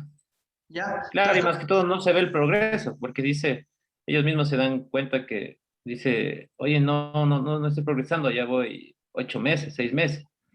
Y yo les digo, sí. O sea, le digo ahí le digo, tienes que ir primero, irte a un gimnasio donde yo les digo que les hagan unas preguntas básicas de qué tipo de de planificación le van a hacer y todas esas cosas. Ahora si el profe le dice, no, yo aquí te hago al ojo, entonces ahí sí ya hay que salir corriendo nomás. Claro, entonces, es lo que yo decía, ¿no es cierto? ¿Qué son los principios? Son reglas. Pero no reglas solo para el que entrena, sino reglas para el que va, no solo para el que le entrena, sino para el que entrena. ¿Listo?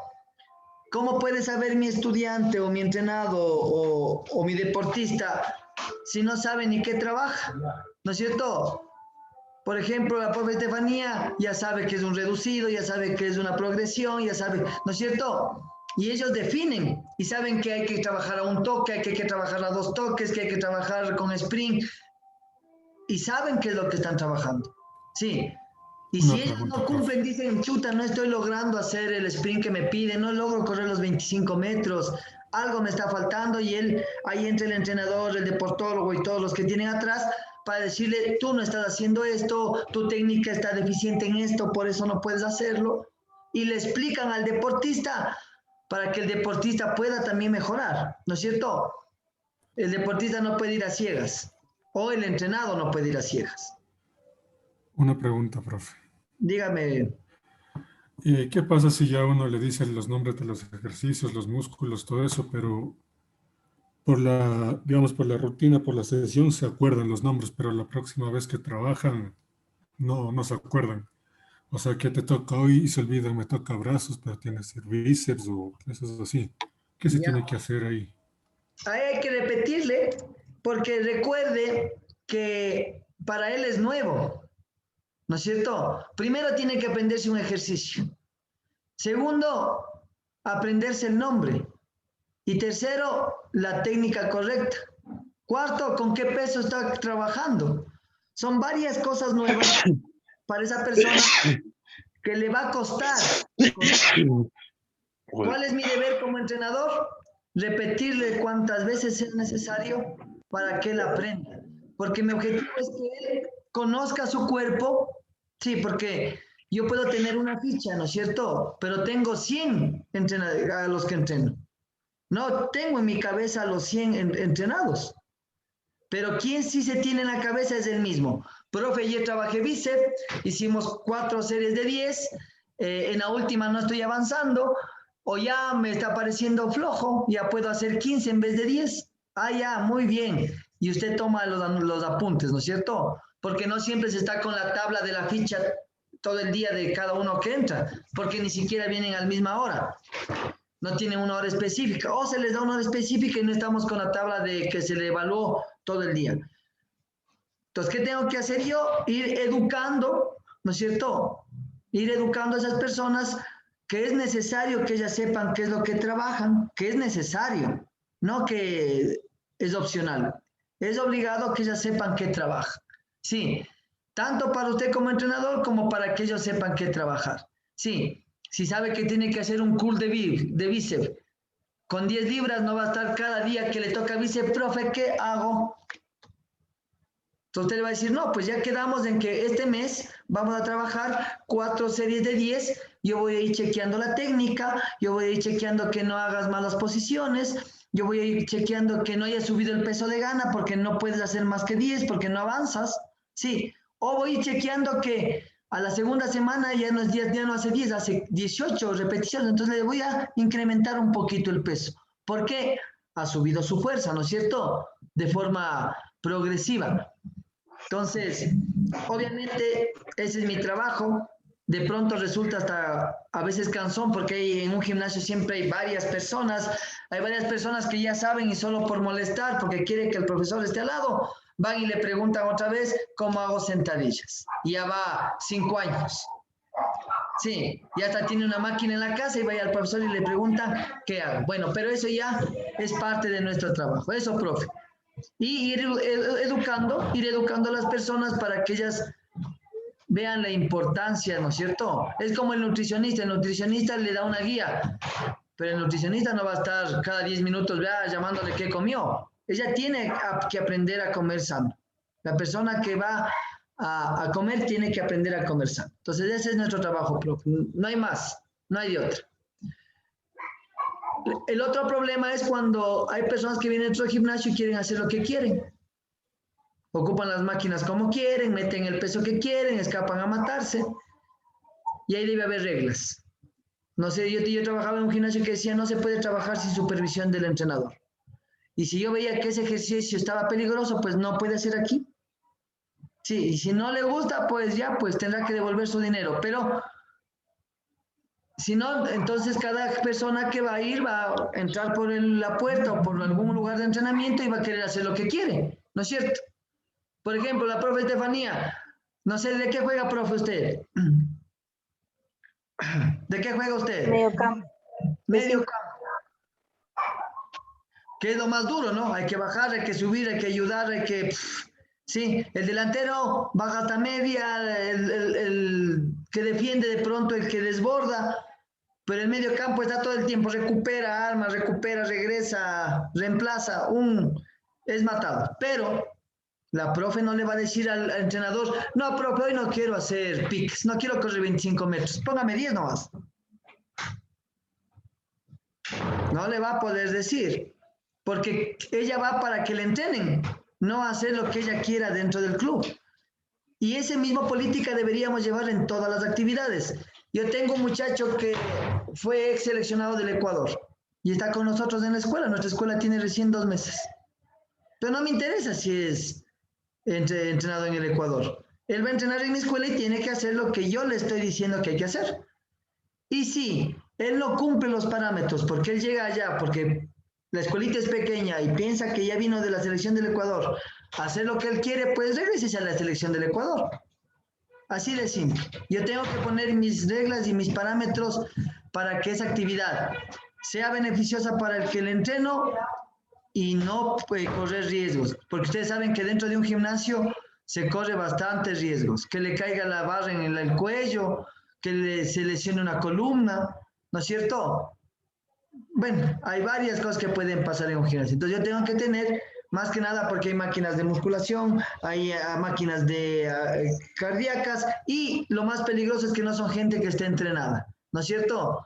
Si son gente que es deportista, pues va a hacer algo y menos riesgos de lesionarse. Las personas menos entrenadas, más riesgo de lesionarnos. Entonces siempre pilas en eso, hay que poner reglas, las reglas no se negocian, las reglas son como tienen que ser y lo que sí se puede negociar son las rutinas, de pronto los días que va a entrenar y algunas cosas, pero en realidad es poco negociable el entrenamiento. ¿Listo?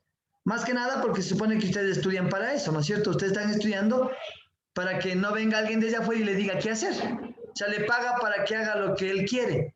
No puede ser así. Le paga para que usted le enseñe a hacer lo que él debe hacer, ¿no es cierto? Para eso estamos estudiando. El conocimiento de los resultados obtenidos no es solo necesario durante el aprendizaje, sino al realizar cualquier ejercicio de entrenamiento. Sí, cuando el deportista no compara los resultados indicados con sus propias impresiones, sentido de velocidad, ritmo, relajamiento, simplicidad o dificultad, entre otros, no podrá saber en qué aspecto se encuentra atrasado y no logrará desplegar todas sus posibilidades ni perfeccionar sus resultados. Sí, es difícil entrenar a alguien que viene y dice, yo ya tengo mi entrenamiento, gracias. Y uno ve que está haciendo cualquier cosa. Pero entonces ya no depende, ¿no? Ya no se puede hacer. Pero siempre debe haber esa regla, por lo menos en el gimnasio como institución, de que el que esté a cargo sea el que tenga la razón. Dígame, profe Stalin, ¿quería decirnos algo? No, ya, perfecto, sí. Entonces siempre, ¿por qué estos principios? Porque son cosas básicas que no pueden faltar en las actividades. Cualquiera que sea el deporte, recreativo, actividad física, son reglas. La participación activa no debe limitarse solamente en las sesiones de entrenamiento. Durante el tiempo libre del deportista debe saber cómo se desarrolla su proceso de recuperación y qué tipo de actividades o comportamientos le pueden perjudicar en dicho proceso. El entrenador Reiter sugiere que puede derivarse de estos principios las siguientes reglas. Sí. El entrenador debe elaborar los objetivos de entrenamiento junto con su deportista. Esto obligaría a tomar papel activo en el establecimiento de objetivos según sus propias capacidades. Yo le digo al muchacho, venga, no tiene mucha fuerza. Su flexibilidad está a -10. Sí, su resistencia no sube del 60%. Entonces el entrenamiento que vamos a hacer es tal. ¿Sí? ¿Sí está de acuerdo? Ah, ya, profe, ya, es que no sabía. Perfecto. Él debe ser partícipe de eso. Está obligatoria a tomar un papel activo en el establecimiento de objetivos según sus propias capacidades. Entonces yo le voy a decir en qué capacidad física él está para que él sepa lo que va a hacer, tanto en el mes, en el año, lo que sea, como en cada día de su entrenamiento. Sí, ahí nos libramos de eso de que, profe, ¿qué hago? No me acuerdo qué músculo trabajé, para qué servía la bicicleta. Sí, él va a ser partícipe. Sí nos lleva más tiempo, nos conlleva más trabajo, pero es lo que se tiene que hacer. El deportista debería participar activamente en la planificación de los programas de entrenamiento a corto y largo plazo, así como analizarlos. Sí, de pronto el entrenador le dice, no sé, gas con barra Z, elevaciones con barra para hombros laterales, ¿no es cierto? Algún remo de pie. Y resulta que a él le duelen las muñecas. A mí me duelen las muñecas trabajar este ejercicio con barra Z. Entonces, a mí el entrenador tiene que adaptarme el ejercicio para mí porque ese movimiento me causa molestias. Entonces hay que analizar cómo él se siente, cómo va progresando y si alguna actividad a él le causa alguna molestia, porque puede producirle molestias articulares, con ese ejercicio me siento incómodo, profe. Generalmente hablo de los gimnasios, ¿no? Porque estamos hablando de la parte de musculación y fitness. En el deportista deberíamos continuamente pasar del test y control con el fin de obtener una información más objetiva de su progreso. En un periodo determinado de tiempo y basar su programación posterior a este tipo de análisis. A mí me dice el muchacho que le entreno, profe, como que ya se me quiere ver los músculos, ¿no? Ya por ahí veo un poquito. Digo, pero es que hacías en 30 segundos 8 flexiones de pecho y hoy haces 20. ¿Has mejorado o no has mejorado? Sí. Antes corrías 28 metros en 5 segundos. Hoy corres en 4:10. ¿Has mejorado o no has mejorado? Sí. A veces las mejoras no son solo visibles porque quieren toda la parte física. Hay que demostrarles que están mejorando su fuerza. Ya te toca la punta de los pies. Tenías -10 y ahora estás en 0. Ahora esperemos que subas +2 o 3 a que tengas una mayor flexibilidad. Ah, chévere, profe, sí, ya estoy mejor. Entonces, eso también nos va a ayudar a que él no solo vea la parte estética, sino que vea que primero hay que mejorar el estado físico, que es el que no se ve, pero se comprueba, ¿sí? Porque yo puedo estar, como quien dice, musculoso, ¿no es cierto? Y no poder correr ni 5 metros. Me podría, o no alzar ni 10 libras. Y dicen, chútese musculoso y no alza, pero ni 20 libras, sí. Entonces, una cosa es lo que yo veo y una cosa es mi estado físico como capacidades físicas. El deportista debe incluir deberes o entrenamientos sin la supervisión del entrenador. Sí, no puede estar el entrenador pegado como niñera al lado de los muchachos, ¿no es cierto? El deportista ya debe incluir deberes, o sea, ya debe saber ciertos ejercicios básicos de hacerlo solo. Que no corra peligro, ¿no? Una actividad, hacer abdominales, lo puede hacer solo. Hacer sprint, lo puede hacer solo. Sí, hay algunas actividades con pesos extras que yo puedo supervisar, pero hay cosas que él debe hacerlo para que él pueda estar dentro de esa planificación. Profe, una pregunta con esto. ¿Qué pasa si es que, digamos, el entrenado me dice, o sea, yo te pago para que me ayudes, para que estés ahí? Con esto que usted nos enseña, ¿cómo sería de actuar o cómo hay que proceder ahí? A ver, por ejemplo, yo tengo un personalizado, ¿no es cierto? Y tengo mi escuela. A los muchachos de la escuela yo les cobro $20 el mes, para que vayan 5 veces por semana. Pero el personalizado me tiene que pagar $80 si quiere que esté parado ahí. porque yo le voy a hacer el test, yo le voy a tomar el peso, yo le voy a tomar el pulso, yo le voy a hacer su dieta, yo voy a tratar de que él vea resultados más visibles y hechos para eso. ¿Sí? Entonces, yo no puedo al muchacho, porque me paga $20 al mes o paga $25 en el gimnasio, tenerme la hora entera a mí solo con él. Yo qué tengo que decirle, y debería decirse en el gimnasio. Por ejemplo, yo trabajaba en un club X de gente que tenía dinero. Me pagaban un sueldo, pero me permitían hacer personalizados. Pero los señores de ahí me pagaban $15 la hora. O $15 del entrenamiento. Extra a lo que yo iba a cobrar de mi mensual. ¿Sí? Entonces, es algo, a veces piensan que uno no es el entrenador, sino el empleado. Pero uno no es el empleado. Si yo estudié para entrenarle, sí, por poco no le dicen tráigame la toalla, dame pasando el agua. No funciona así. Hay que tener categorías, y esa categoría no se da por el precio, se da por lo que yo le voy a brindar. Y si él quiere una actividad personalizada, totalmente personalizada, él tendrá que pagar más al gimnasio para que el gimnasio me pague más a mí. Ese es mi consejo. ¿Sí? Entonces, saber poner el precio a las actividades, porque yo no voy a darle por $20 o $10 hora y media a él solito. Los muchachos que me pagan a mí, me cambian el horario, me dicen a tal hora puedo, profe, por mis actividades, yo soy personalizado. Pero ellos me pagan $80 al mes. Y hacen lo que yo les digo. Sí, porque de pronto hasta quiere que esté al lado, pero que no le diga lo que haga. Solo ayúdame a alzar el peso y yo voy a hacer las series que a mí me gustan. ¿Listo? Entonces, no caer en eso. Poner un precio, hablar con el muchacho, hablar con el dueño del establecimiento. Y si usted es el dueño del establecimiento, poner reglas. Actividades personalizadas, actividades grupales y el entrenamiento normal. Sí. ¿Por qué individualizado? Porque no todo el mundo es deportista de élite, no todo el mundo quiere ser un deportista, ¿no es cierto? No todo el mundo quiere ser culturista. Así que yo no le voy a obligar a una persona que va por desestresarse a hacer actividades como un culturista. Pero sí le voy a ayudar a hacer lo que él desea conseguir. Ahora que él quiere más, él quiere participar, él quiere dietas, él ya tendrá que tener un precio extra a esa individualización. Sí. Porque si no, no se va a abarcar con todos los del gimnasio. Van a querer 10 que esté al lado de ellos por $20. ¿Cómo? ¿Cómo hacemos? Eso, profe.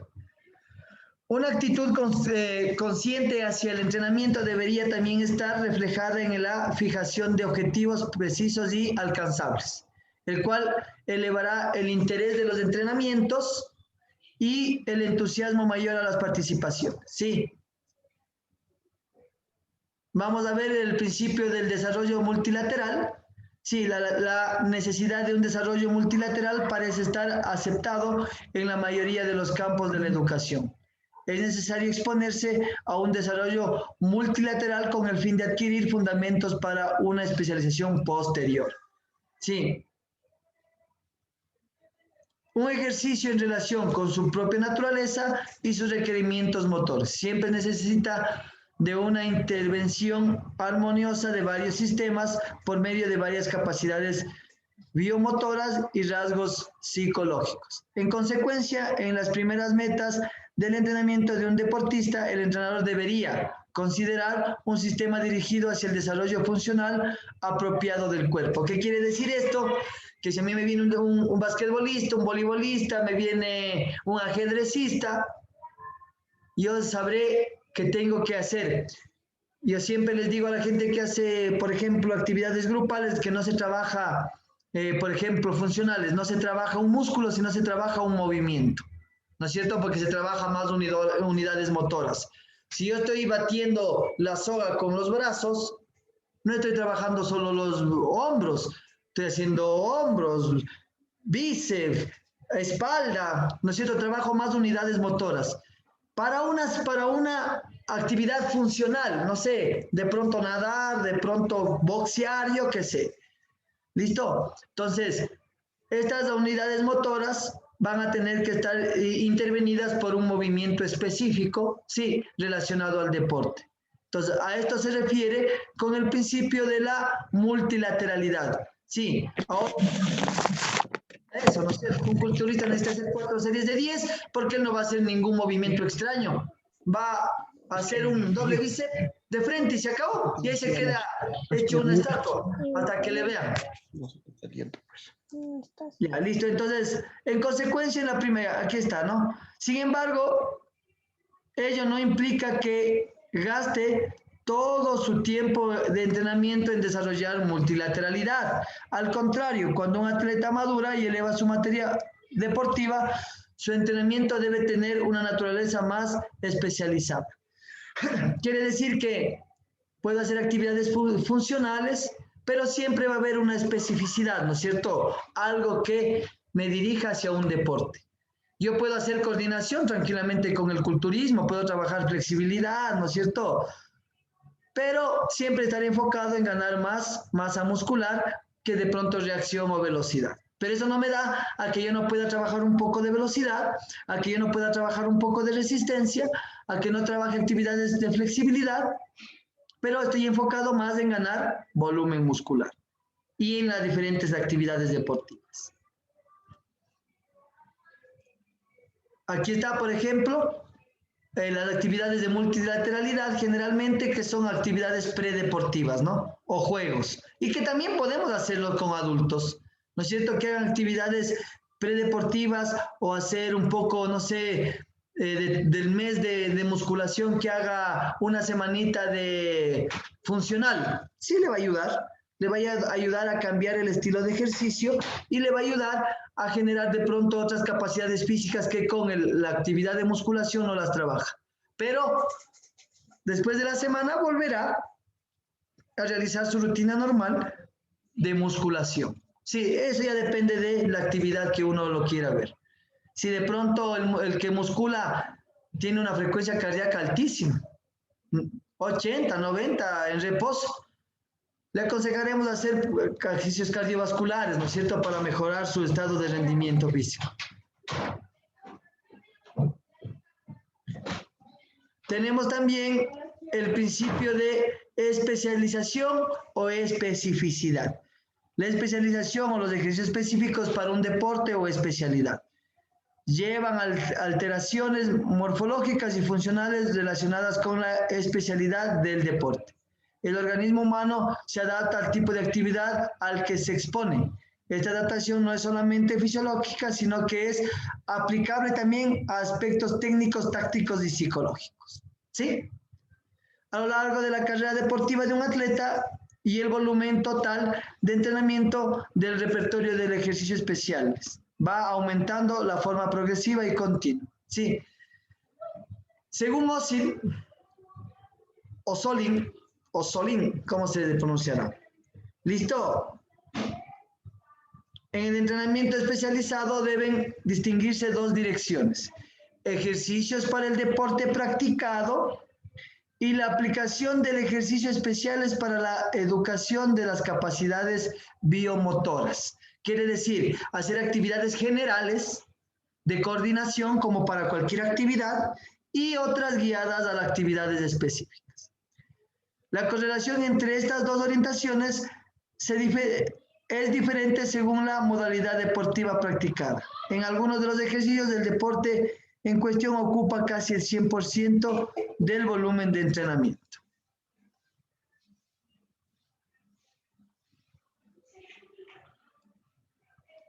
Una gran parte del total del volumen, del 60 al 80% que realizamos los equipos de fútbol, baloncesto, voleibol y entre otros, corresponden a su deporte. También ocupan mucho espacio los ejercicios del deporte específico en modalidades tales como la esgrima, la lucha, donde sin una preparación. La relación entre entrenamiento multilateral y el entrenamiento especializado tiene que ser cuidadosamente planificado, considerando el hecho de que el deporte contemporáneo existe una tendencia a bajar la edad de maduración atlética, las edades en que el rendimiento máximo debe lograrse. La alta eficiencia de los jóvenes en el deporte parece estar basada en la edad biológica y no en la cronológica. El potencial funcional, la capacidad para adaptarse a ciertos estímulos es más importante que la edad. Sí. ¿Qué nos quiere decir esto?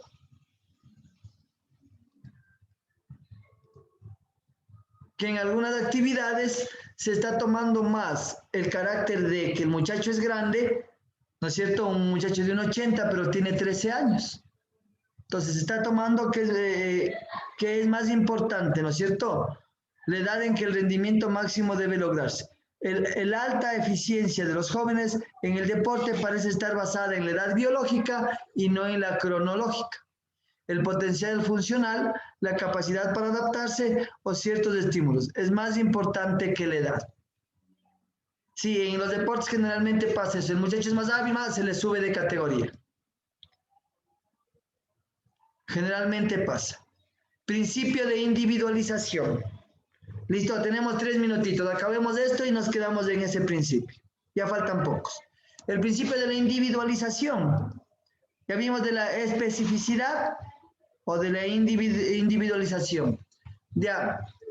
Cada persona responde de forma diferente al mismo entrenamiento por alguna de las siguientes razones.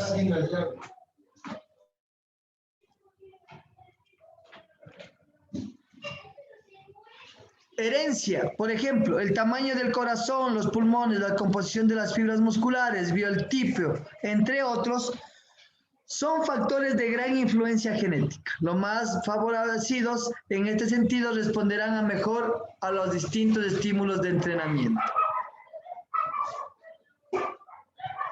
Maduración. Los organismos más maduros pueden utilizar mayores cargas de entrenamiento, lo cual no es conveniente para los atletas jóvenes que están utilizando sus energías para su desarrollo.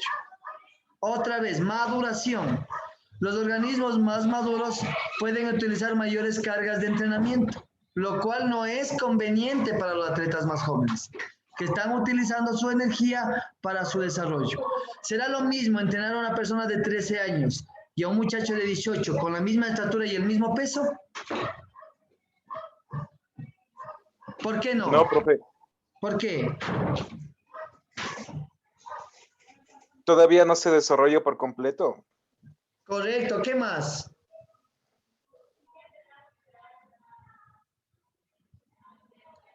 ¿Qué más, profe Juan? ¿Qué más podría usted decir a eso? Pero una debe ser también los cambios fisiológicos que están pasando a los chicos de 13 años que van a entrar a la edad de la pubertad. Y si es que tenemos el mismo peso y en el mismo somatotipo, pues el de 18 va a tener más ganancia muscular por el hecho de que ya está casi desarrollada todas sus fibras, sus partes fisiológicas y todo eso. Su producción de hormonas, ¿no es cierto? Mientras en el muchacho está entrando a generar la testosterona, en el de 18 ya está en la cúspide, está con todas sus hormonas al 100%. Entonces, obviamente va a tener más fuerza, por lo menos más fuerza el de 18. Y va a generar más músculo. Y se va a recuperar más rápido. Entonces, siempre uno tiene que, aunque el muchacho sea, podemos hacerle que entrene un poco más que los normales de su edad, ¿no es cierto? Porque tendrá muchachos más pequeños y obviamente él será el más fuerte de su grupo, pero no le voy a tratar como un muchacho de 18 años. No caer en esas confusiones que de pronto pueden perjudicar más que favorecer al que entrenamos. Nutrición. Una buena o mala alimentación incide de forma diferente en el rendimiento, ¿no es cierto? Tengo 2 muchachos de igual contextura, todos muy parecidos, pero el uno come bien y el otro come mal. Y le quiero poner el mismo entrenamiento. Entonces yo tendré que ahí ver qué es lo que él come y cómo puedo yo ayudarle a que él mejore si su nutrición es menor. Descanso y sueño. Cuando se introduce el deportista en un programa de entrenamiento intensivo, los más jóvenes necesitan más descanso del normal, entre 9 horas por lo menos. Entre 9 horas para el muchacho, 9 o 10 horas para el muchacho se recupera. Niveles de condición. Se mejora más rápidamente si el nivel de condición física es más bajo, Por el contrario, si es alto, se necesita de muchas horas de entrenamiento para lograr solo unos pequeños cambios. Si yo tengo un estado físico bajo y entro al gimnasio, los primeros meses voy a mejorar rápido, ¡pum!, ya. Y luego queremos mejorar de la misma forma, no, porque ya estoy en mejor condición física y necesito ir haciendo más cargas de entrenamiento y va a haber más resistencia a ese progreso. Sí, entonces, siempre van a haber logros pequeños aunque haya más entrenamiento. Motivación. Los atletas que obtienen mejores beneficios son aquellos que ven la relación entre el duro trabajo y el logro de sus metas personales. Aquellos que participan para satisfacer los objetivos de sus padres generalmente no alcanzan logros elevados. Sí. O sea, yo debo estar motivado para generar alguna cosa. Influencia ambientales. Las respuestas al entrenamiento pueden verse influidas si el deportista se ve sometido a situaciones tanto de estrés emocional o en su caso en la escuela como el frío, el calor, altitud, polución, entre otras. El entrenador debe darse cuenta de la situación y suspender las prácticas cuando las condiciones ambientales puedan ser demasiado severas o una amenaza para la salud. Sí. Entonces yo tengo que dar tiempo de que vayan a tomar agua, descansen, quedémonos un momento en la sombra, descansemos unos minutos, regresemos. A veces uno se olvida como entrenador y les está sacando el aire a los muchachos o al que entrena. Ya le vemos que está con la cara roja, a punto de explotar y no le decimos, vaya a hidratarse, corra. No, siga, dele. Nos emocionamos a veces en el entrenamiento. Eso, muchachos, quedémonos ahí. Nos vemos mañana. Esperemos ya, quiero acabar rápido esto y entrar a lo que es planificación del entrenamiento. ¿Listo? Vamos a entrenar a macro, micros, pero debemos saber todo esto. Debemos saber las cualidades de un entrenamiento, intensidad, volumen. Debo saber los principios de entrenamiento y luego de eso hacer mi planificación, porque si no, ¿en qué se van a basar para planificar? ¿Listo? Entonces mañana entraremos. Profe, dígame. Buenos días. Me cambié de dispositivo ya que el otro no está mal. Hazme un favor, profe, tengo un pequeño inconveniente. Los compañeros me comunican que usted no les responde los mensajes que le envían. Lo que pasa es que, profe, cuando nosotros les enviamos los mensajes es porque necesitamos algo, profe. Los compañeros piden que le manden los parámetros del auto instruccional, ya que estamos con full cosas de hacer. Y sí, profe, hágame este favor. Pero pregunten aquí en clase. Claro, lo que pasa es que, ¿se acuerdan que les dice hasta anotar? Lo que pasa es que sí tengo que poner eso, pero tengo que cambiar fechas, porque si ustedes ven su módulo, dice cinco temas, dice, ¿no es cierto? Ahí dice 5 temas. Pero son sí, profe, son 6 a la final. Ajá. Son 6. Entonces yo tengo que cambiar las fechas porque no me da la posibilidad el aula virtual de poner un tema más, porque solo hay 5. Entonces yo estoy viendo las fechas. Profe. Ajá. Lo que pasa es que los compañeros quieren avanzar a seguir haciendo poco a poco, profe. Ya, yo les envío hoy, aunque sea, ya les pongo la fecha y ya les envío yo hoy el auto instruccional. Ahora, hay otra cosa. Yo he ido, cambiando las fechas, pero algunos compañeros quieren que se les califique de las primeras tareas, de la primera tarea que hicieron. Les voy a calificar, pero me voy a demorar, porque no puedo regresar a las anteriores tareas para seguir calificando las otras. Si ya tuvimos el primer tema y presentaron tarde o se atrasaron, tienen que esperar que yo termine lo demás para regresarme al primer tema, porque si no voy a estar todos los días cambiando de tareas y eso es más complicado. No les voy a negar, les voy a ayudar porque yo sé que muchos tienen cosas que hacer, pero recuerden que son ustedes entre todos los cursos 180 personas y son 3 tareas por semana, 610 tareas que hay que calificar y si alguno no cumplió 3 tareas en el principio, estamos complicados. Sí se les va a calificar, pero hay que esperar un poquito. Entonces, comuníquenles a sus compañeros de que sí les voy a ayudar, pero un poquito de paciencia. Sí, porque... Sí, profe, tiene razón, en las primeras tareas los compañeros deben cumplir, ya que nosotros al menos yo ya estoy en el ensayo de pesas y eso, o sea, sí debemos cumplir, profe. Tiene toda la razón. Pero no les Muchas gracias por la ayuda. Solo tienen que tener paciencia. ¿Listo?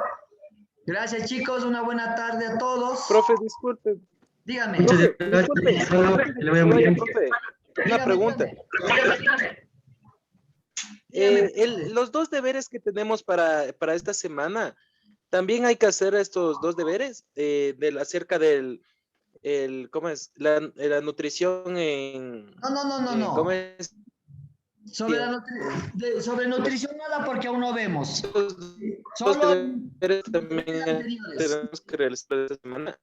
No, eso no. Lo de nutrición no porque aún no se da. Vamos a estar solo hasta el microciclo que les toca hacer, porque mañana doy principios del microciclo y la siguiente semana veremos eso. La última semana va a ser lesiones, nutrición y máquinas de gimnasio, que las máquinas de gimnasio las voy a tocar muy brevemente porque eso es algo que habría que ustedes lo pueden conseguir y no es que es algo que lo van a necesitar ya.